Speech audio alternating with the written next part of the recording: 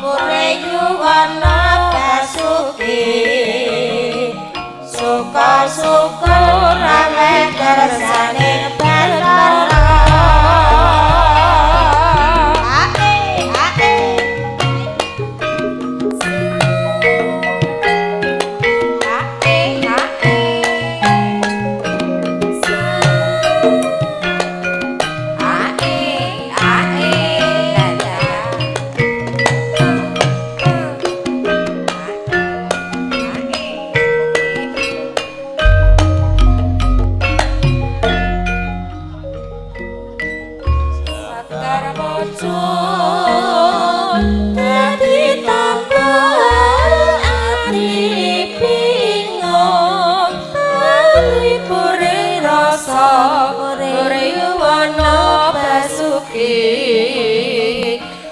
Bathara syukur awit kersaning Bathara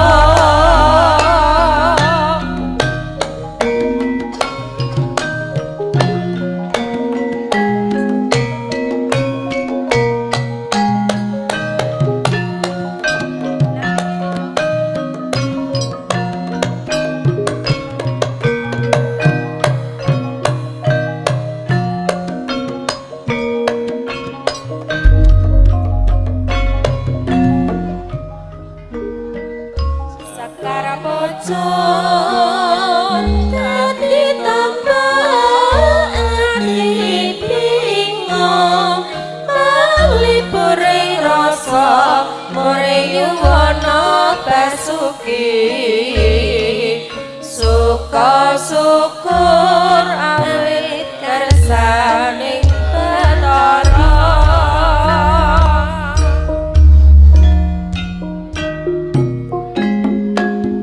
sarwa purwa tunggal basaning Bathara kunes tanpa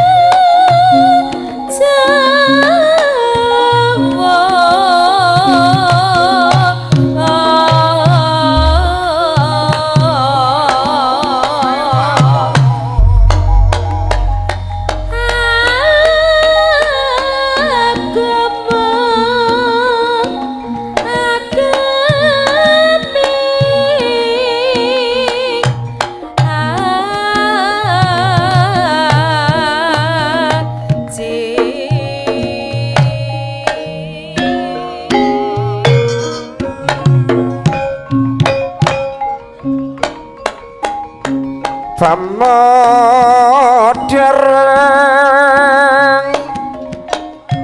waskitane ngaju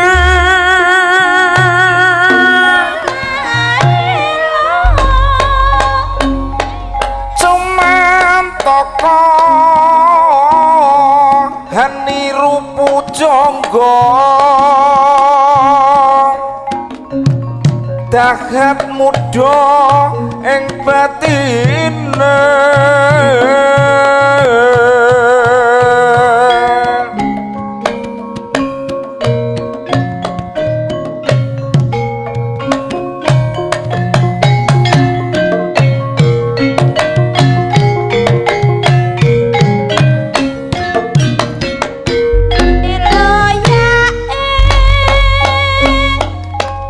nanging dahat ki nunggong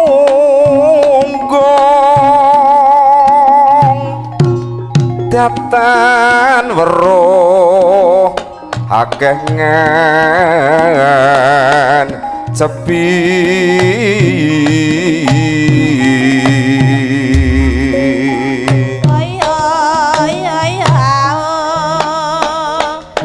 kepeksa hangrumpaka basa kang kelantur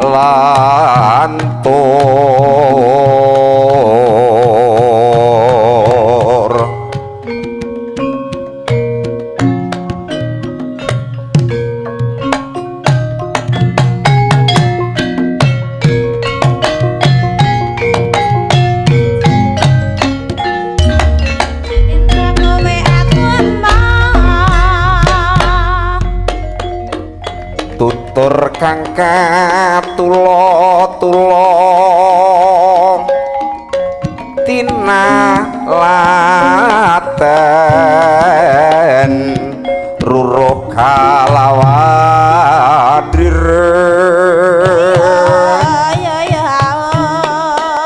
bring pajaring sasmita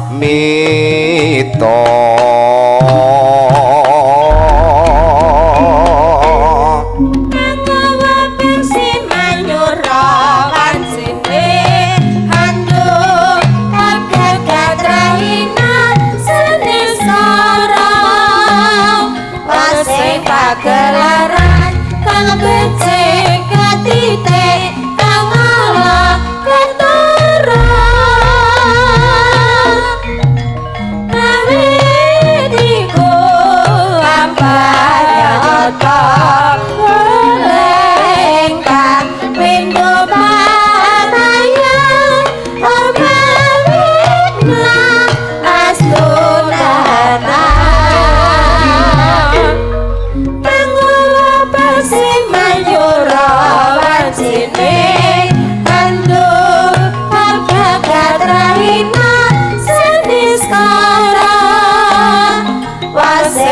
gelaran kang becik katite kang ala ketara ya iya awitiku ampayata lengkang pindho panayan omawitna astunana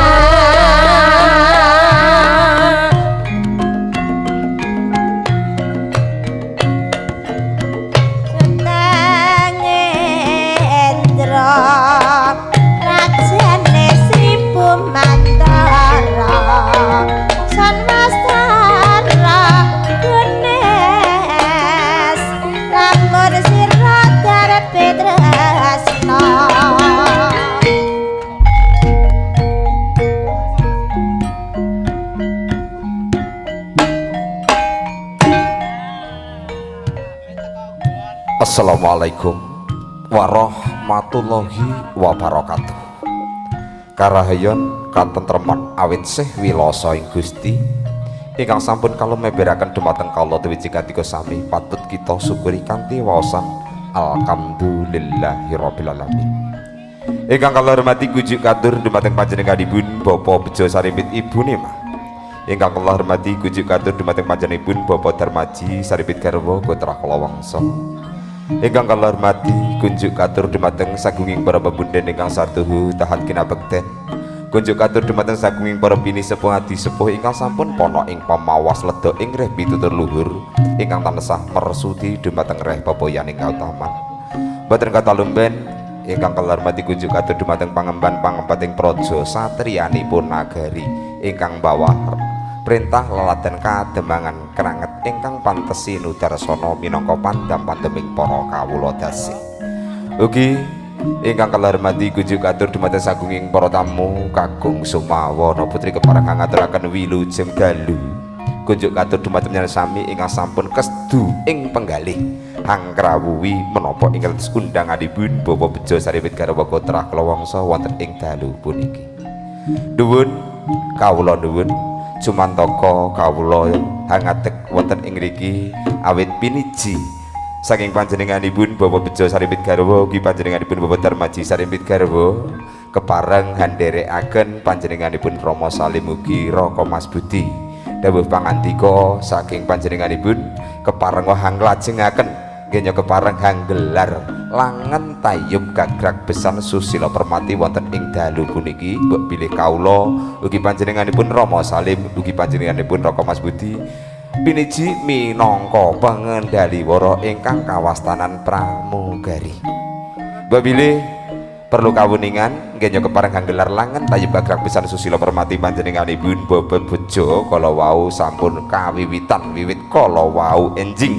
injih punika mangkin wonten ing dinten Jumat Pon alok ingkang kathah dawing para winasis mangkin wonten ing dinten Sukra Palguna kanthi kepareng hanyarengi mijilipun surya kaping 3 Oktober warsa 2000 langkung kepareng nderekaken nggih kepareng kagungan hajat panjenenganipun Bapak Bejo ugi panjenenganipun Bapak Darmaji inggih punika ingkang angka setunggal tasakuran kitanan inggih punika putra kinasih saking panjenenganipun Bapak Darmaji ingkang sesilih panjenenganipun Dimas Bagus Ridho Aji Abdul Hafiz. Babilih adicara inggih punika hajat ingkang angka kalih inggih punika tasakuran piton-piton alok ing kathah dawing para winasis manggen wonten ing tasakuran tedhak sinten inggih punika putra putri ingkang angka kalih ingkang sesilih Nimas Ayu Sahira Alia Ramadhani. Kanthi dawuh pangandika saking panjenenganipun Bapak Darmadi ugi panjenenganipun Bapak Bejo nyuwun idi berkah pangestu kunjuk katur dumateng sagunging pertamu kakung Sumawana putri sedyanipun mugi-mugi kewala nggih kepareng kagungan hajat panjenenganipun Bapak Bejo ugi panjenenganipun Bapak Darmaji purwa madya wasana tansah mangke rahayu wilujeng boten wonten alangan setunggal punapa. Ugi doa restu panjenengan sami kasuwun mugi barokah dumateng putra kekalih mugi-mugi kewala dados putra ingkang soleh ugi soleha ingkang tansah kepareng bangun miturut dumateng reh pring tangi sepuh dados tepa tuladha tumrap nusa bangsa agaminipun iki punika agami Islam. Sagunging para tamu kakung Sumawana putri ingkang satuhu kabagya mulya mbok bilih ing mriki kawula panjenenganipun Rama Salim ugi panjenenganipun Raka Mas Budi mbok bilih mangke nggih kepareng caos kurmat sampur dumateng sagunging para tamu wonten kirang sopan santunipun mawantu-wantu kawula ingkang kepareng nyuwunaken agunging samudra pangaksami ingkang dahan tanpa pembiran. Mbok bilih saderengipun langen tayub gagrag besar susila permati kagelar wonten ing mriki perlu kawuningan menika wau tasih wonten adicara ingkang badhe kalampahan mbok bilih adicara ingkang angka setunggal menika adicara pembukaan adicara angka kalih inggih menika atur pambagya wilujeng saking ingkang kamangguga panjenenganipun Bapak Bejo. Adicara angka 3 menika tari gambyong ingkang badhe dipun sarira dening Gangsal Widawati. Mbok bilih mangke adicara ingkang angka sekawan hamurwakan ilangan tayub gagrag besan susila permati kanthi kapurwakan gedhong. Mbok bilih adicara ingkang wekasan petiting adicara inggih punika panutup mbok bilih mangke adicara sampun paripurna. Kunjuk atur dumateng panjenenganipun para tamu kakung Sumawana putri sedyanipun mbok bilih sampun ngantos kesapundur rumiyin monggo katuran pinak lenggah kanthi mardumartikaning penggalih ngiras pantas wewungon hanjenengi anggenipun kagungan hajat panjenenganipun Bapak Bejo saripit garwa putra kula wangsa ugi panjenenganipun Bapak Darmaji putra kula wangsa mangke ngantos paripurna rahayuning sedya mugi katepina saking sedaya sambi kala nuwun kawula nuwun.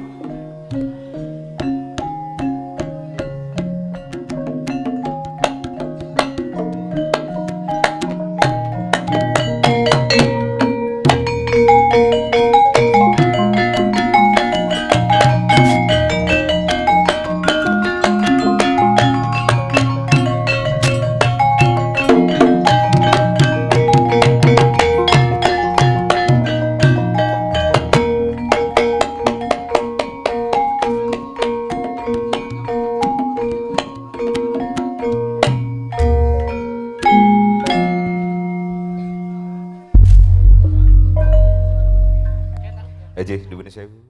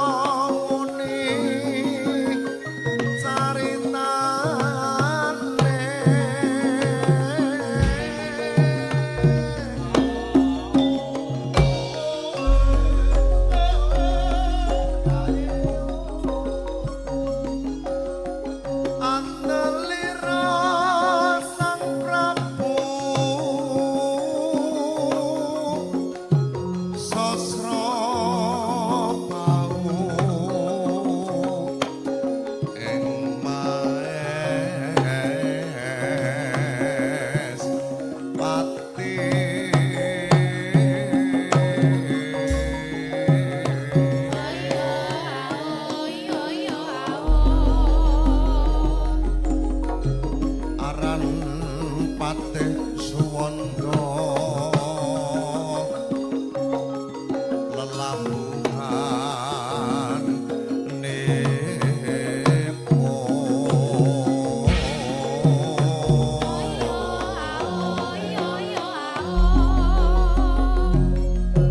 kang kinelung triprakara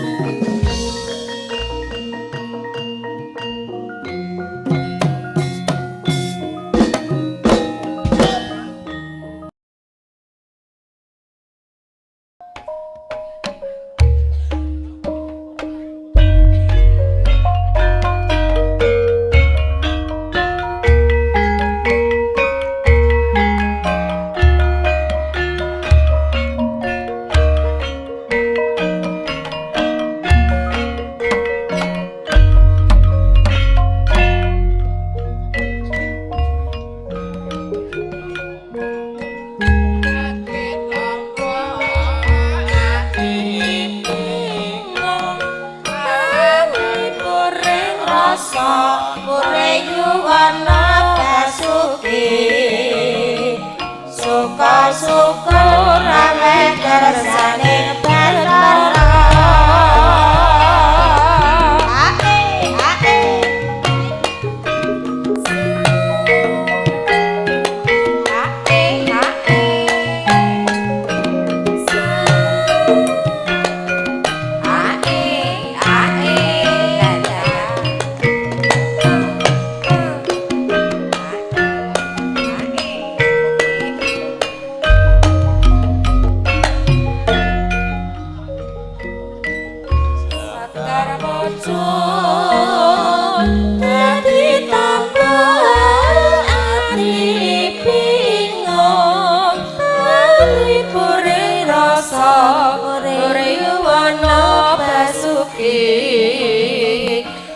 suka syukur awit kersaning Bathara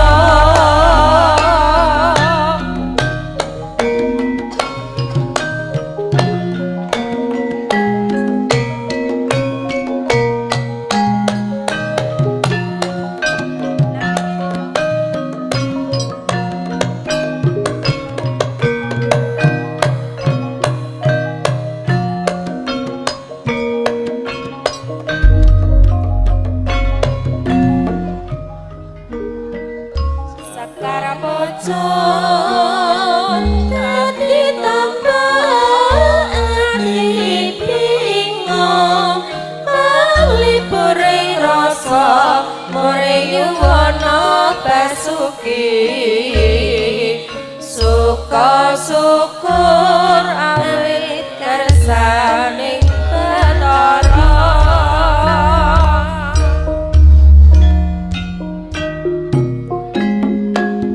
sarwa purwa tunggal basaning Baskara kunes tanpa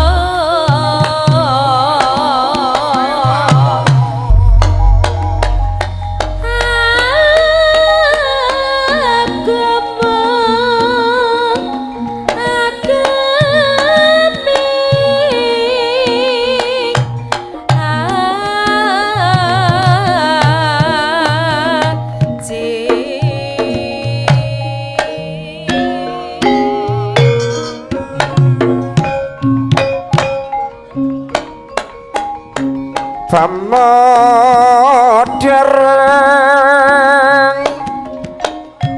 waskitane ngaju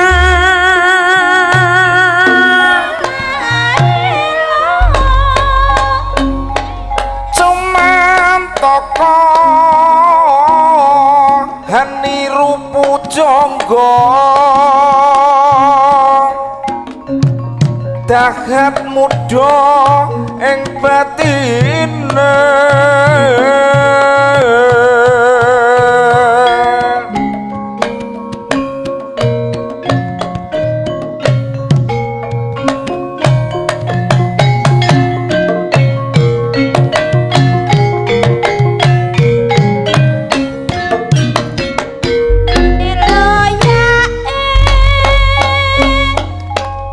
nanging dahat ki nunggong daptan weruh akeh ngen sepi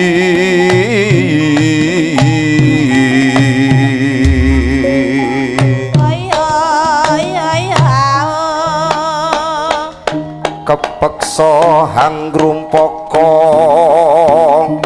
basa kang kelantur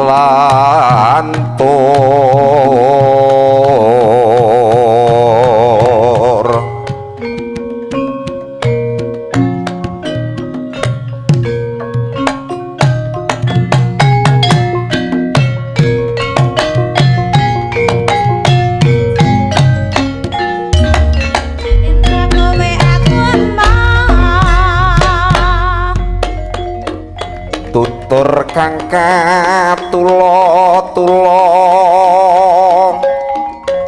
tinalaten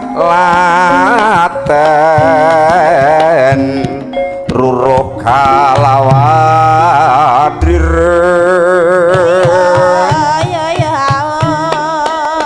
ring pajaring sasmita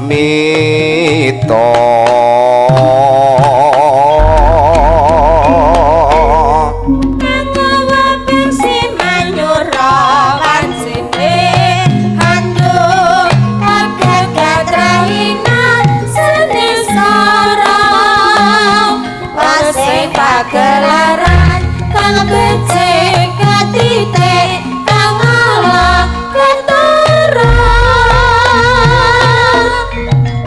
nawitiku ampayata lengkang pintu parayan omawitna astunana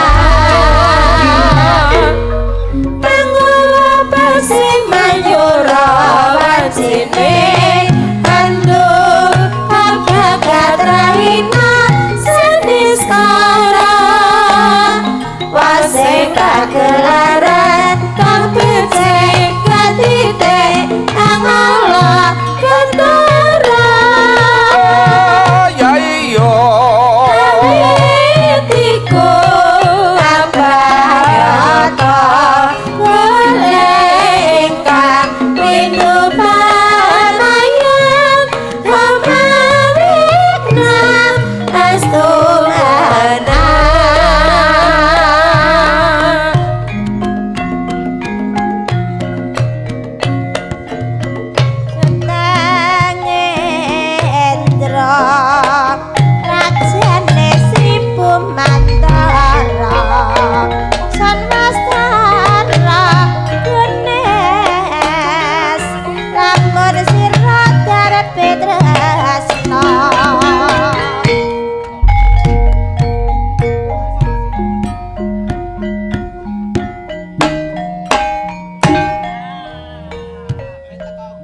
Assalamualaikum